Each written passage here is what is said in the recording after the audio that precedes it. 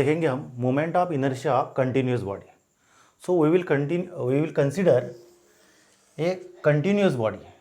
Continuous body का मतलब क्या है? This body is made up of large number of particles, uncountable number of particles और infinite number of particles. यानी this is a body in which mass is distributed uniformly throughout the body. So that body is a continuous body. Now this may be a sphere, this may be a disc, or this may be a cylinder. Now we have to find out moment of inertia of such continuous bodies. These are already rigid bodies. So assume that this is the axis of rotation about which this body is going to be rotate, and we have to find out moment of inertia of this body about this axis of rotation. So for this हम क्या करेंगे, हम ये पूरे rigid body का एक पहले small element लेंगे, यानी जो पूरा मास रहेगा, टोटल जो मास रहेगा उसका एक सिर्फ स्मॉल एलिमेंट पकड़ेंगे. तो मान के चलिए this is the small element of mass of this whole body. Body का पूरा मास कैपिटल है, बट ये जो स्मॉल मास है इसको हम क्या पकड़ेंगे, dm, विच इज सिचुएटेड से eight this point P.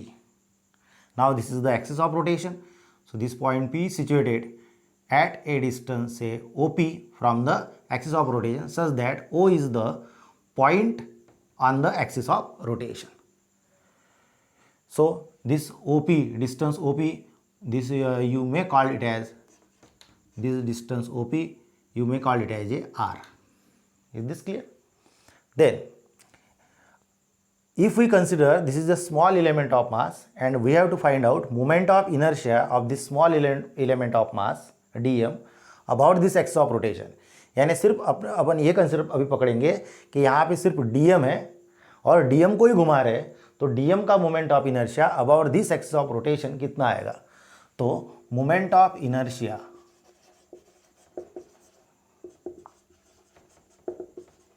Of small element of mass dm कितना आएगा, तो that will be say it is di, it will be di, it is equal to क्या है फॉर्मूला अपना, mass into distance square. So mass कितना है यहाँ पे dm और डिस्टेंस कितना है OP, so OP square. So di equal to this dm into OP square और say it is r square. So di equal to r square को सामने ले लेना है, तो it is r square dm.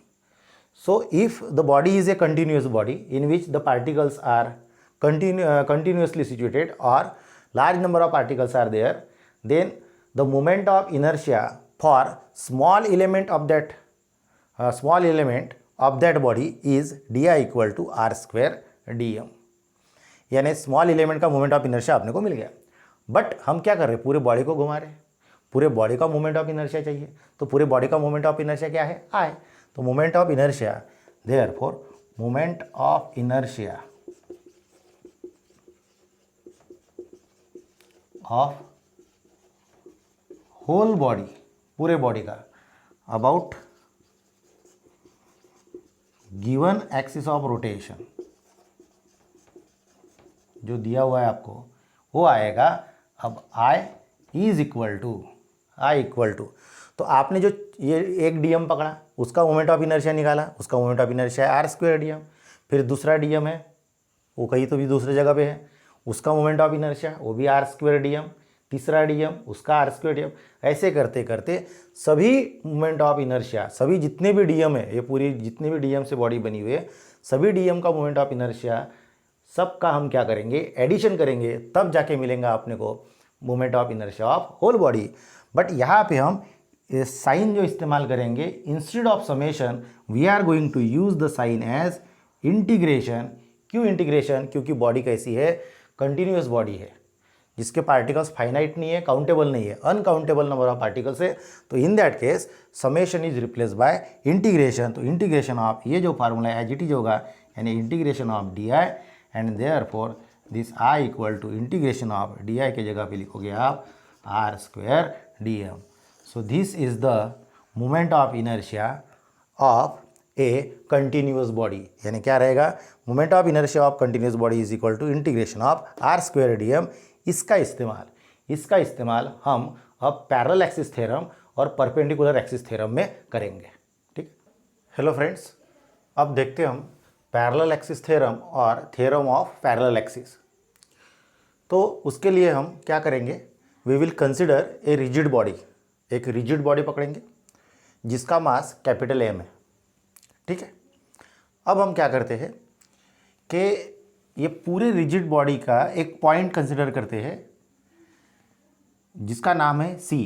तो ये सी कहाँ पे पॉइंट है, तो ये बॉडी का, ये पूरे रिजिड बॉडी का जिस जगह पे सेंटर ऑफ मास है, ये पूरे रिजिड बॉडी का जिस जगह पे सेंटर ऑफ मास है उस जगह पे हम एक पॉइंट पकड़ेंगे, उसका नाम क्या है, सी है.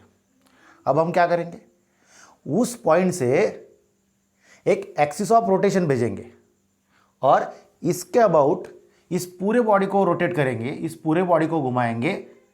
तो ये जो बॉडी है ये घूमने के लिए जो अपोज करेगी, that is called as moment of inertia of this rigid body about this axis of rotation passing through the center of mass of the body, and that moment of inertia we call it as a IC. So what is IC? IC is the moment of inertia of this rigid body about an axis of rotation which is passing through the center of mass of the body. और center of mass कहाँ पे है, तो point C पे है. ठीक है. फिर इसी रिजिड बॉडी से एक कोई तो भी एक अदर पॉइंट पकड़ेंगे, the point which is other than point C. कौन से भी जगह पे पकड़ सकते हैं आप पॉइंट पूरे बॉडी के अंदर. तो वो पॉइंट हमने कहाँ पे पकड़ा, ओ पे पकड़ा. अब क्या करेंगे, अब इससे एक एक्सिस ऑफ रोटेशन भेजेंगे इस पॉइंट से. एनी पॉइंट है ये, ओ कहीं पे भी है बॉडी के अंदर. तो यहाँ से एक एक्सिस ऑफ रोटेशन भेजेंगे और अब इसके अबाउट इस बॉडी को घुमाएंगे, ये पूरी रिजिड बॉडी को about an axis of rotation which is passing through the point O. तो इसके अबाउट घुमाएंगे तो फिर से बॉडी क्या करेगी, घूमने के लिए अपोज करेगी. यानी अबाउट दिस पॉइंट ओ आपको एक मोमेंट ऑफ इनर्शिया मिलेगा. दैट मोमेंट ऑफ इनर्शिया होगा IO. So IO is the moment of inertia of this rigid body about an axis of rotation which is passing through point O. फिर अब ये जो दो axis है ये कैसे है, बिल्कुल exactly parallel to each other है. तो अब उनमें एक परपेंडिकुलर डिस्टेंस पकड़ेंगे, लेट इट इज H. तो H is the perpendicular distance between this two parallel axis. और इसीलिए इसका नाम जो रखा गया है पैरेलल एक्सिस थ्योरम. तो अब इसका स्टेटमेंट है, इस पैरेलल एक्सिस थ्योरम का एक स्टेटमेंट है. क्या है, तो देख लेते हैं. इधर क्या बोलता है स्टेटमेंट, कि moment of inertia of a body, यानी पूरे रिजिड बॉडी का moment of inertia about any axis. Any axis मतलब क्या, about point O. Any axis मतलब कहीं भी रह सकता है ये ओ. तो about point O is equal to the sum of its, is equal to the sum of its. किसके, दो टर्म है. पहला, moment of inertia about a parallel axis passing through centre of mass of the body. यानी moment of inertia of this body, पूरे body का जो moment of inertia है about this axis of rotation passing through O, वो किसके बराबर है, it is equal to the sum of, किसका sum, sum of its moment of inertia about an axis of rotation passing through centre of mass of the body and product of mass of the body and square of its perpendicular distance between two parallel axes. बराबर. and product of mass of this body and square of this perpendicular distance between two parallel axes. तो mathematically कैसे लिखेंगे उसे, mathematically लिखेंगे this IO equal to IC plus MS square. यानी moment of inertia of this body about any axis passing through O is equal to sum of its moment of inertia about an axis of rotation passing through centre of mass of the body and product of mass of the body and square of perpendicular distance between two parallel axis. तो ये हो गया उसका statement, ये हो गया उसका mathematical form. अब देखते हैं इस थ्योरम ऑफ पैरेलल एक्सिस और पैरेलल एक्सिस थ्योरम का प्रूफ. ठीक, एक रिजिड बॉडी कंसिडर किया है हैविंग मास m. अब उसमें एक पॉइंट C पकड़ेंगे which is at centre of mass of the body. Point C is situated at center of mass of the body. Now we will pass an axis of rotation through this point C and will rotate this whole body about this point C, then moment of inertia of this body about this axis of rotation passing through point C is IC. So what is IC? IC is the moment of inertia. So let IC is the moment of inertia of a body about a parallel axis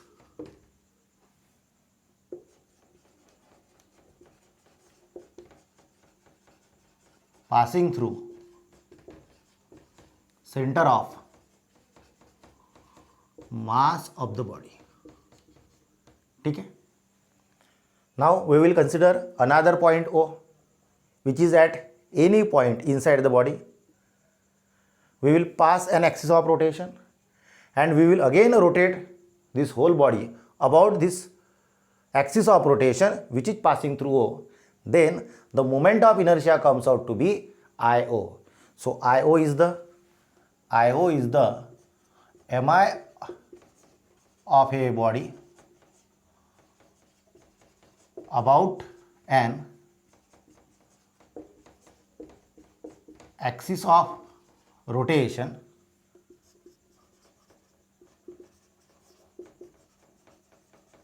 passing through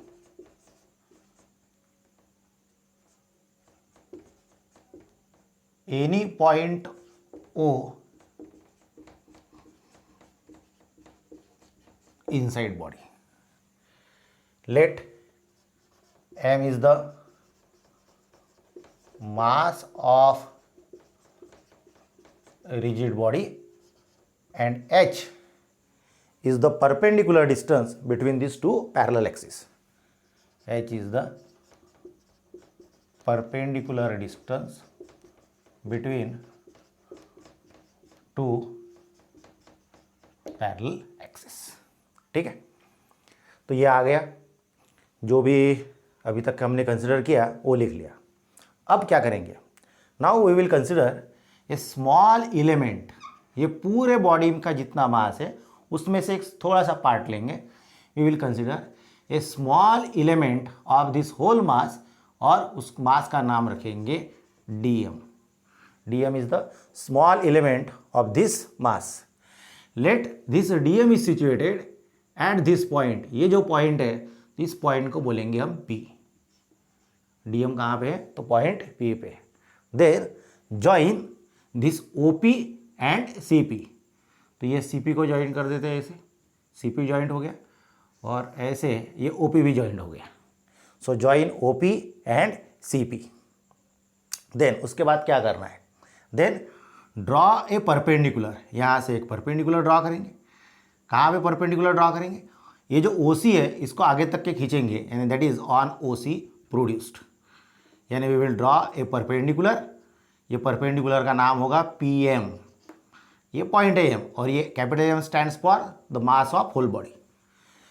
तो ये PM perpendicular draw किया on OC produced. तो यहाँ पे ये right angle triangle होगा. ठीक है, अब हमारे पास क्या है? IC है और IO है. तो अब ये IC और IO का एक फार्मूला है of inertia of whole body about an axis of rotation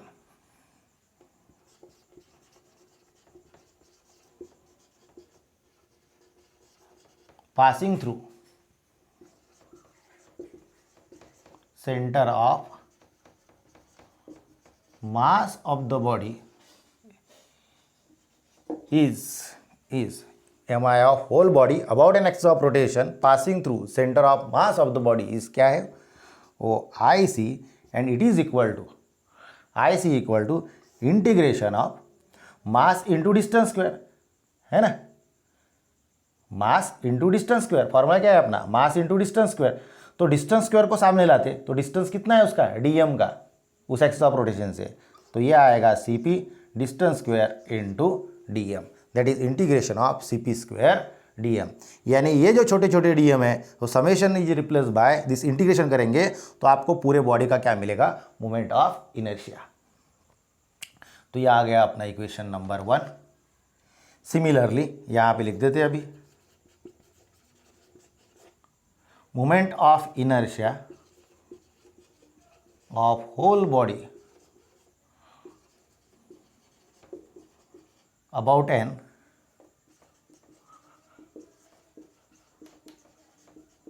axis of rotation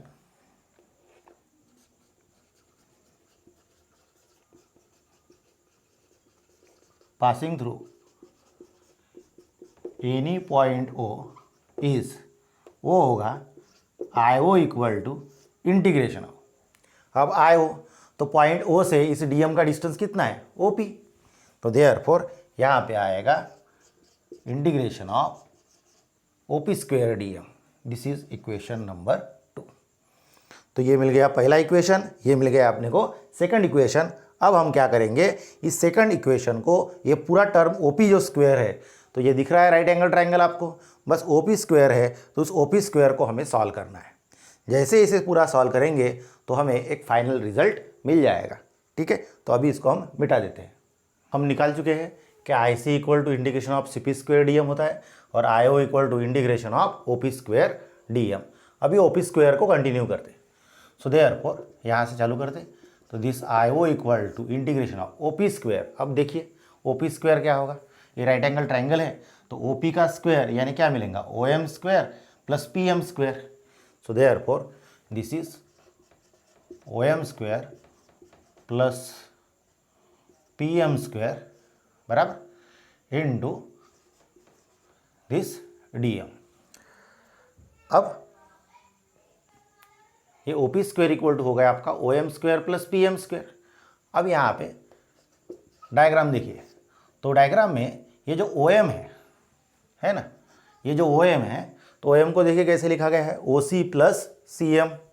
सो यहाँ पे लिखेंगे हम दिस इज ओ सी, ये फुल ब्रैकेट कर देते हैं, this is O C plus C M बराबर, ओ एम का स्क्वायर था तो O C plus O M is O C plus C M बराबर, तो O C plus C M का होल स्क्वायर, ये plus this P M square as it is, ठीक है, और A D M as it is.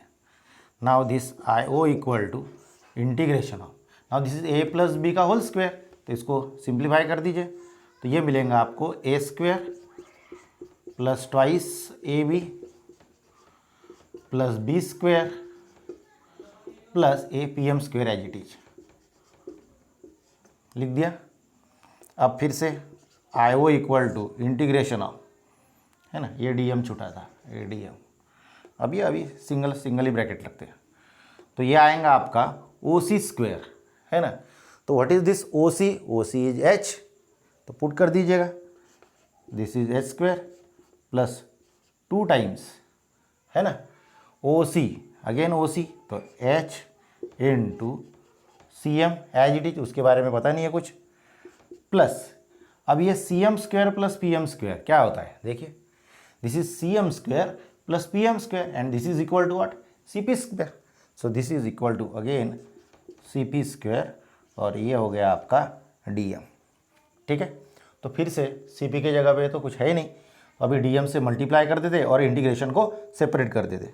So therefore आपको क्या मिलेगा अभी, this I O equal to integration of पहले एच स्क्वायर डी एम हो गया प्लस अभी दूसरा term integration of 2h C M और ये डी एम प्लस ये प्लस साइन, फिर से इंटीग्रेशन ऑफ ये C P square, this is D M. अब इसमें जो कांस्टेंट टर्म है वो इंटीग्रेशन के बाहर ले लेते, सामने ले लेंगे जो कांस्टेंट टर्म है।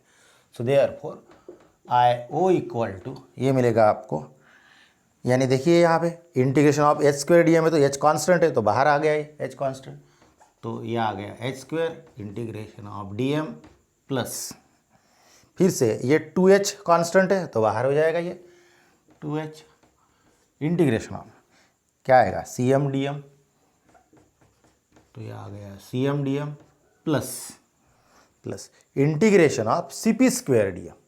सो integration of CP square DM ये तो क्या होता है IC होता है।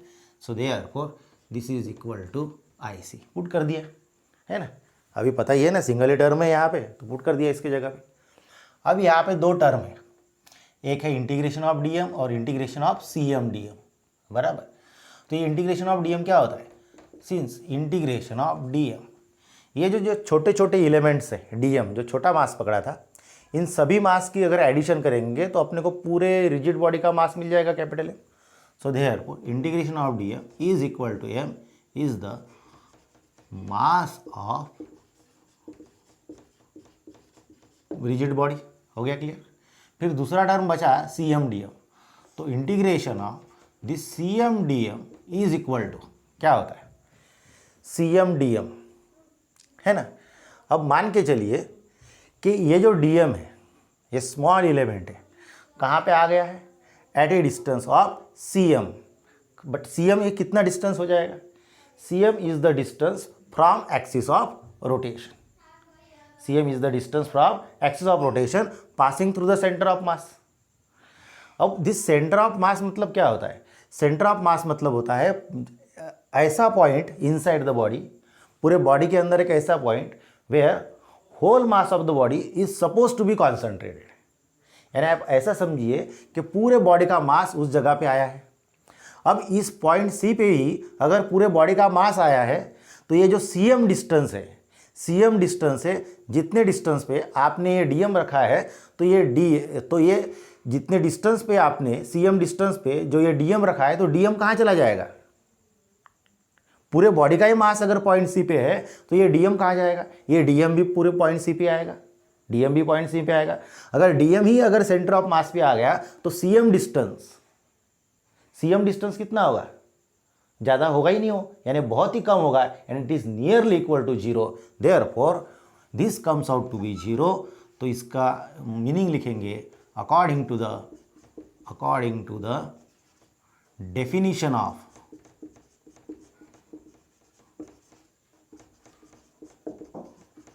Centre of mass of the body. तो according to the definition of centre of mass of the body आपको क्या मिला कि integration of CM DM equal to 0। अब ये वैल्यू पुट कर दीजिए इसमें। So therefore IO equal to क्या मिलेगा आपको, h square into integration of DM क्या है यहाँ पे M plus twice H bracket में 0 आ गया इसके जगह पे plus IC। Therefore IO equal to this MH square है ना, प्लस ये तो 0 हो गया प्लस IC, इसको ही ऐसे लिखेंगे, IC को सामने कर देते प्लस MH स्क्वायर। सो आपको रिजल्ट क्या मिला, IO equal to IC plus MS square, that is moment of inertia of this rigid body about any axis passing through point O is equal to the sum of its moment of inertia about an axis of rotation passing through center of mass of the body and product of mass of the body and square of perpendicular distance between two parallel axes. So this is about the parallel axis theorem. अब इसको ही numerical के लिए पूछा जाता है, यही फार्मूले को हम मॉडिफाई कर सकते हैं न्यूमेरिकल के लिए। ये तो फार्मूले इसके ऊपर तो न्यूमेरिकल है ही, बस इसके साथ साथ इसी फार्मूले को अगर हम रेडियस ऑफ गायरेशन के टर्म में मॉडिफाई करेंगे तो भी ये फार्मूला मॉडिफाई होता है। यानी कैसे कि ये IO है ना, I है तो I इक्वल टू क्या होता है, according to the formula of radius of gyration it is MK square. तो इसको लिख देते हैं MK स्क्वायर, तो ये आएगा आपका MK square equal to I again MK square plus MH square. फिर फ़र्क क्या है, तो ये IO है तो यहाँ पे KO आएगा, radius of gyration about point O। यहाँ पे IC है तो यहाँ पे KC आएगा, radius of gyration about point C। ठीक है, लिख लिया। अब यहाँ पे देखिए MM कॉमन और ये M कैंसिल हो गया, क्या बचा यहाँ पे KO square equal to KC square plus H square. यानी रेडियस ऑफ गायरेशन का अगर कोई प्रॉब्लम आता है तो वो सॉल्व करने के लिए ये फार्मूला मिला है। यानी ये दोनों फार्मूले को अगर हम डिस्कस करेंगे तो क्या रिजल्ट सामने आएगा, तो ये है के सी मतलब क्या, radius of gyration of this body about an axis of rotation passing through point C. तो एक के सी का वैल्यू हो गया। What is K O, K O is the radius of gyration of this body about an axis of rotation passing through any point O inside the body. तो ये के ओ और के सी में क्या फ़र्क है, तो के ओ कैसे बना, ये के सी में ये एच का टर्म जब ऐड हुआ तब ये के ओ बना। इसका मतलब ये के ओ जो है ये के सी से क्या है, ज़्यादा है। तो इससे एक बात पता चली कि radius of gyration of any rigid body about any axis is always greater than about an always greater than radius of gyration about an axis of rotation passing through point C. यानी जो centre of मास से axis of rotation ज़्यादा है तो उसके about जो radius of gyration रहता है तो उससे ज़्यादा हमेशा किसका रेडियस ऑफ गायरेशन रहेगा, जो कोई भी अदर पॉइंट रहेगा जो बॉडी का, तो उसके अबाउट रेडियस ऑफ गायरेशन हमेशा ज़्यादा रहेगा। फिर ये पैरेलल एक्सिस थ्योरम से क्या पता चलता है कि this is the moment of inertia of this rigid body about an axis of rotation passing through centre of mass of the body. यानी कोई भी अगर रिजिड बॉडी लिए और उसका अगर सेंटर ऑफ मास पकड़े और उसके अबाउट अगर बॉडी को घुमाए तो वो जितना अपोज करेंगी उसके मुकाबले अगर उस बॉडी से सेंटर ऑफ मास के अलावा कोई दूसरे जगह पे आप पॉइंट लीजिए और उस जगह से उस बॉडी को घुमाएंगे तो उसके अबाउट जो मोमेंट ऑफ इनर्शिया रहेगा वो हमेशा ज़्यादा रहेगा। किससे ज़्यादा रहेगा, इस moment of inertia about centre of मास से। यानी कोई भी अगर बॉडी है उसको अगर आपने घुमाया, को कहाँ से एक्सिस ऑफ रोटेशन भेजा, a point other than centre of mass, तो उसके अबाउट अगर आप घुमाओगे तो वो बॉडी घूमने के लिए हमेशा ज़्यादा अपोज करेगी। तो किसी को भी बॉडी को अगर रोटेट करना है, इजीली रोटेट करना है, तो एक्सिस ऑफ रोटेशन हमेशा कहाँ से जाने को होना, उसके सेंटर ऑफ मास से। यानी हर बॉडी का पहले जिसको घुमाना है तो आपको सेंटर ऑफ मास आइडेंटिफाई करना पड़ेगा और फिर वहाँ से एक्सिस ऑफ रोटेशन भेजिए तो वो बॉडी बिल्कुल जल्दी घूमेगी, यानी कम एफर्ट में वो बॉडी रोटेट होगी। ठीक है फ्रेंड्स, अब देखेंगे हम परपेंडिकुलर एक्सिस थ्योरम या थ्योरम ऑफ परपेंडिकुलर एक्सिस। तो ये जो थ्योरम है ये कहाँ पे अप्लाई होता है, तो it is applicable for the laminar objects, यानी जो थिन ऑब्जेक्ट्स है like leaf, page, ring, disc और एनी थिन शेप और थिन शीट्स। तो इन ऑब्जेक्ट्स के लिए ये अप्लीकेबल है। तो जब ये परपेंडिकुलर एक्सिस थ्योरम लेंगे तब हम क्या करेंगे, एक प्लेन लैमिना लेंगे। प्लेन लैमिना मतलब थिन शीट। तो दिस इज प्लेन लैमिना। ये जो हो गया है तो ये है प्लेन लैमिना और थिन शीट। उस थिन शीट में हम 3 एक्सिस पकड़ेंगे। एक है एक्स एक्सिस, दूसरा है वाई एक्सिस और तीसरा है जेड एक्सिस। अब ये 3 एक्सिस में से एक्स एक्सिस और वाई एक्सिस क्या है, तो दोनों axis in the plane of lamina है। यानी ये जो प्लेन है तो एक्स एक्सिस इधर है ऐसे, वाई एक्सिस इधर है ऐसे। तो both the axis are in the plane of lamina, यानी प्लेन इसके प्लेन में है। और जो तीसरा एक्सिस है जो जेड एक्सिस, तो कैसा है, it is perpendicular to the plane of lamina. यानी ये अगर ये लीफ है या पेज है तो पेज को एक ऐसा है परपेंडिकुलर है। यानी here are 3 mutually perpendicular axis, that is X axis, Y axis and Z axis. अब ये लीफ को आप कैसे घुमा सकते हो, कैसे रोटेट कर सकते हो, यानी ये चिपका दिए, मान के चलिए फिक्स कर दिए 3 एक्सिस ऑफ रोटेशंस। अब ये लीफ हॉरिजॉन्टल प्लेन में है। इसी हॉरिजॉन्टल प्लेन में, लीफ के प्लेन में आपने क्या लगा दिया, एक एक्सिस ऑफ रोटेशन रख दिया और अब लिप को ये चिपका दिया है ऐसे, ये रॉड है चिपका दिया, यानी एक्स एक्सिस है। अब इसको घुमाओ तो लिप को कैसे घुमा सकते हैं, अबाउट दिस ऐसे घूमेगा या ऐसे घूमेगा, ऐसे ऐसे घुमा सकते हैं। तो moment of inertia about this x axis, about the X axis कितना होगा, that will be the I x. यानी ये जो प्लेन शीट है इसको अबाउट एक्स एक्सिस अगर घुमाएंगे तो इसका जो मोमेंट ऑफ इनर्शिया होगा वो होगा आई एक्स। सिमिलरली इसी थिन शीट को अब एक्सिस ऑफ रोटेशन हमने यहाँ से भेजा ऐसे, इसी इस साइड में है, इसी इन द प्लेन है कि नहीं, या जो एक्स एक्सिस है उसको एग्जैक्टली परपेंडिकुलर है ऐसे। ये प्लेन शीट है, इसको यहाँ पे ऐसे चिपका दो। तो इसको कैसे घुमा सकते हैं आप, ऐसे घुमा सकते या ऐसे घुमा सकते उसको, लिप को ऐसे। सो इसके अबाउट वाई एक्सिस के अबाउट अगर इस लिप को घुमाएं तो इसके अबाउट आपको जो मोमेंट ऑफ इनर्शिया मिलेगा वो होगा आपका आई वाई। सिमिलरली ये परपेंडिकुलर एक्सिस यानी क्या है, जेड एक्सिस है, तो जेड एक्सिस ऐसे क्या लिप में से है ना, तो कैसे घुमा सकते हैं आप, इसको आप घुमाओ तो लिप कैसे घूमेगा, ऐसे घूमेगा या ऐसे घूमेगा, ऐसे ऐसे, है ना, इस प्लेन में। So therefore the moment of inertia about the Z axis will be आपका क्या होगा, I Z.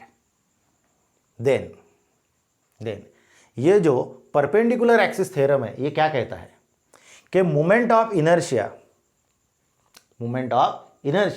Of this plane lamina, ये जो थिन शीट है, so moment of inertia of this plane lamina about a perpendicular axis is equal to the sum of moment of inertia about two mutually perpendicular axes। यानी moment of inertia of this plane lamina about a perpendicular axis is equal to the sum of moment of inertia of this plane lamina about this two perpendicular axis meeting in the plane of lamina. ये दोनों perpendicular axis X और Y axis कैसे meeting in the plane of lamina and कहाँ पे where perpendicular axis, कहाँ पे मिल रहे हैं ये दोनों, एक्स एक्सिस और वाई एक्सिस कहाँ पे मिल रहे हैं, where perpendicular axis cuts the lamina. यानी परपेंडिकुलर एक्सिस इस लैमिना को जहाँ पे कट कर रहा है, इस जगह पे कट कर रहा है, तो ये एक्स और वाई एक्सिस वहाँ पे मिल रहे हैं। सो यहाँ पे लिखा है स्टेटमेंट कि moment of inertia of plane lamina about a perpendicular axis.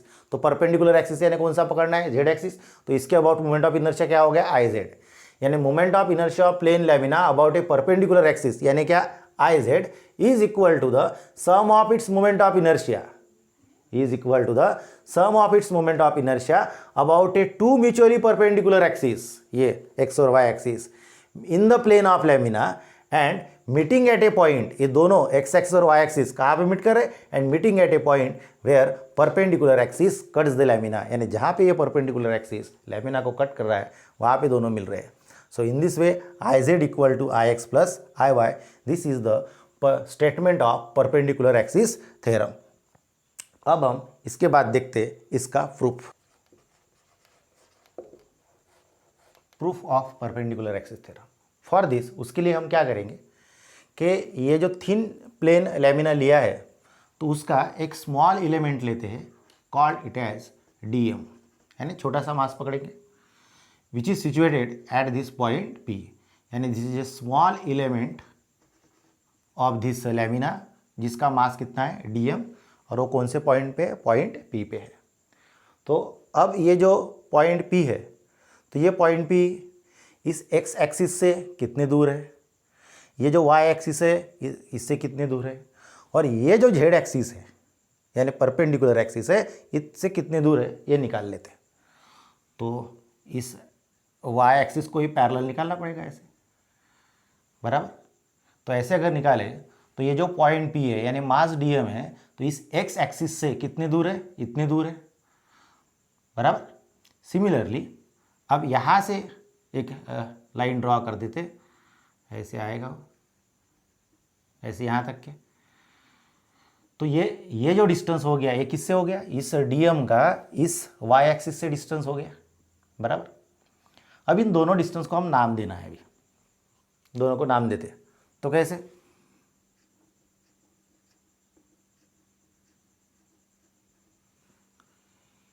This distance is the distance of DM from X axis, बराबर। तो therefore this is parallel along the what, Y axis, तो इसको नाम देते हम वाई, बराबर। अब ये वाला जो डिस्टेंस है this distance is parallel to the X axis, बराबर। ये जो डिस्टेंस है ये एक्स एक्सिस को पैरेलल है, इसलिए इसको हम नाम देंगे एक्स, ठीक है। तो DM is situated at Y distance from X axis, DM is situated at X distance from Y axis. Similarly ये जो जेड एक्सिस है तो जेड एक्सिस से कितने दूर है, तो यहाँ से ये परपेंडिकुलर डिस्टेंस है, बराबर। तो ये जो परपेंडिकुलर डिस्टेंस है इसको कहेंगे हम r। सो ये जो z एक्सिस है, इस z एक्सिस से ये जो dm है ये कितने दूर है, it is situated at distance r। ये जो है ये परपेंडिकुलर डिस्टेंस ऐसे हो गया क्लियर अभी। तो अब क्या करते हैं, ये जो dm है इसको अबाउट दिस x एक्सिस घुमाएंगे, अबाउट y एक्सिस घुमाएंगे और अबाउट z एक्सिस घुमाएंगे, यानी रोटेट करेंगे। तो इसका मोमेंट ऑफ इनर्शिया कितना आएगा वो देखते हैं। तो ये dm ले लिया, ये जो एजम्पशन है हमने लिख लिया है, मान के चलिए जो बोले वो। तो moment of inertia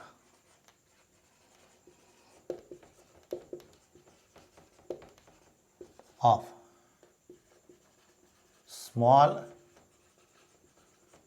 element of mass dm about x axis is equal to कितना आएगा, इस dm का इनर्शिया निकालना है, moment of inertia about x axis, यानी dm को ऐसे अबाउट x एक्सिस अगर घुमाएंगे तो क्या फार्मूला है मोमेंट ऑफ इनर्शिया का, it is mass into distance का square. So therefore this comes out to be product of mass dm into distance का स्क्वायर, यानी यहाँ आएगा मास और डिस्टेंस कितना है y, तो dm into y square. But लिखेंगे कैसे इसको, है ना, लिखते वक्त थोड़ा सा इंटरचेंज करते लिखते वक्त, यानी डिस्टेंस को सामने ले लेते, मास को सामने उधर लेके जाएंगे, तो y square dm। So instead of dm into y square I write y square dm। So therefore यहाँ पे ऐसे लिख देता हूँ मैं, this comes out to be y square dm, यानी वही है मास इनटू डिस्टेंस स्क्वायर। तो ये किसका मोमेंट ऑफ इनर्शिया हो गया, moment of inertia of small element of mass dm। यानी खाली dm को अबाउट दिस x एक्सिस अगर घुमाए तो इस dm का मोमेंट ऑफ इनर्शिया कितना मिला अपने को, ये y स्क्वायर dm। बट हमारा एम क्या है, हमें खाली ये dm को घुमाना है क्या अबाउट x एक्सिस, नहीं, हमें किसी घुमाना है, ये जो पूरा जो लीफ है, पूरा जो पेज है, इसको घुमाना है अबाउट दिस x एक्सिस। तो पूरे लिप का, पूरे पेज का, पूरे डिस्क का, या जिसे हमने नाम दिया प्लेन लैमिना का, moment of inertia about x axis कितना आएगा। सो देयरफॉर यहाँ पे लिखते moment of inertia of whole lamina about x axis is क्या होगा, Ix इज इक्वल टू, ये जो छोटे छोटा जो है वैल्यू मिला है मोमेंट ऑफ इनर्शिया का, सबको ऐड करना पड़ेगा। बट यहाँ पे ये बॉडी कैसी है, कंटिन्यूस बॉडी है, तो यहाँ पे summation is replace by this integration of this y square dm। This is equation number 1। यानी moment of inertia of whole lamina about x axis is Ix equal to integration of y square dm। यानी पूरे leaf को अगर about x axis घुमाएंगे तो उसका moment of inertia इतना आएगा। अब क्या करेंगे, अब पूरे लीफ को किसके अबाउट घुमाएंगे, ऐसे अबाउट y एक्सिस घुमाएंगे तो क्या आएगा। सिमिलरली यहाँ पे लिखते हैं, similarly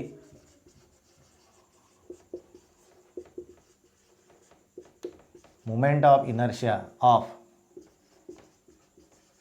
whole lamina about y axis is क्या होगा, I Y equal to integration of क्या मिलेगा, अबाउट y एक्सिस घुमाएंगे तो ये डिस्टेंस क्या है dm का, ऐसे घुमाओगे तो ये dm का इस y एक्सिस से डिस्टेंस, y एक्सिस डिस्टेंस कितना है x। सो देयरफॉर यहाँ पे आएगा x square dm, equation number 2। About अब z एक्सिस बचाए, similarly moment of inertia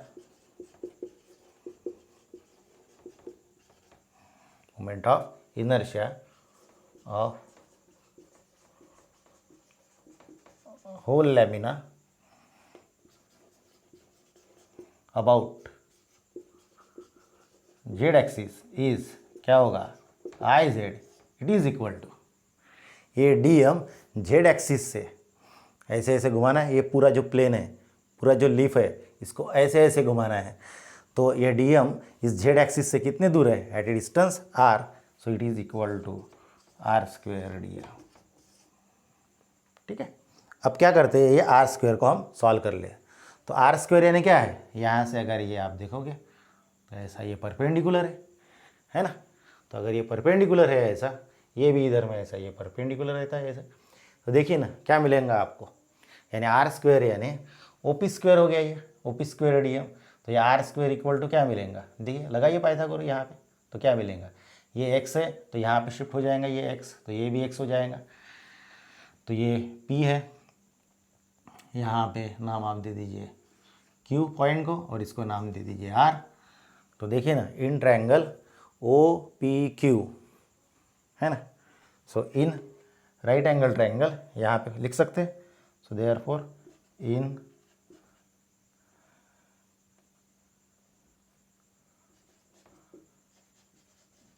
right angle triangle O P M क्या मिलेगा आपको, सॉरी ओ पी,